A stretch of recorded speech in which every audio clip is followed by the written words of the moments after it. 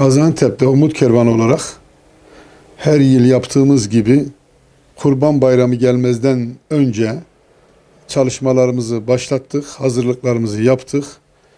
Daha önceden tespit etmiş olduğumuz ailelere, ihtiyaç sahibi, muhtaç olan ailelere kurbanda et dağıtmak üzere çalışmalarımızı devam ettiriyoruz. Kurban Bayramı'nın ilk gününden son gününe kadar inşallah bu çalışmalarımız bugün de dahil olmak suretiyle devam edecek. Şimdi biliyorsunuz son yıllarda hakikaten ekonominin yerinde durmayışı, fiyatların yükselişi şu anda çok ciddi manada hem kurban sektörünü yani af buyurun hayvan sektörünü çok ciddi manada etkiledi. Vatandaş da bu konuda bu sene gördüğümüz kadarıyla kurban almakta zorlanıyor. Fiyatlar yerinde durmuyor. Sürekli bir artış, sürekli bir yükseliş. Bu sene kurban talepleri geçen senelere nazaran az bir talep var.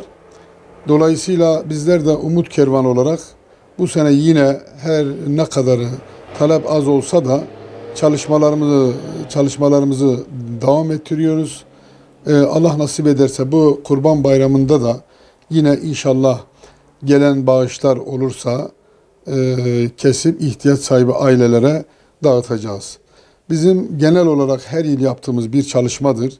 Yüzlerce ihtiyaç sahibi aileler var. Belki yıl boyunca evine et girmeyen aileler var. Çünkü hakikaten etin kilosu biliyorsunuz, kamuoyu bundan haberdardır. Evine et alamayacak, çoluk çocuğuna yılda belki bir defa et götüremeyecek çok ciddi manada mağdur, ihtiyaç sahibi aileler var.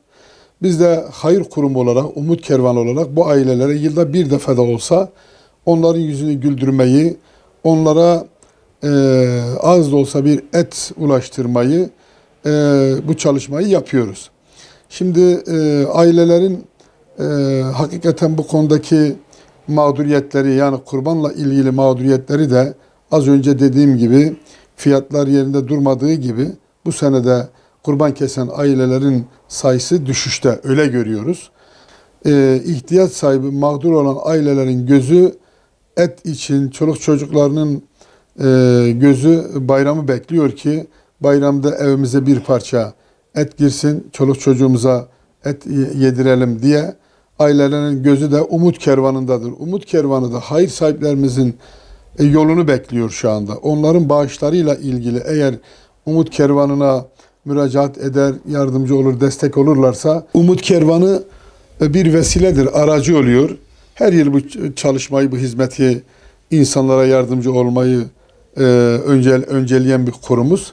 Dolayısıyla bu sene de inşallahurrahman elimizde yüzlerce kayıtlı aileler var, mağdur ailelerin listeleri var. Bunlara da yine aynı bayram günü kesilen kurban etlerini ulaştırmak için şu anda çalışmalarımızı tamamlamış bulunuyoruz. Dolayısıyla kurban günü de bu kurbanlar kesildiğinde bu ailelere, ihtiyaç sahibi ailelere, mağdur olan ailelere inşallah kurban etlerini ulaştıracağız. Şurada hayır sahiplerimize bir davette bulunayım. Biz çağrı diyoruz bazen. Bir davette bulunayım, bir çağrıda bulunayım.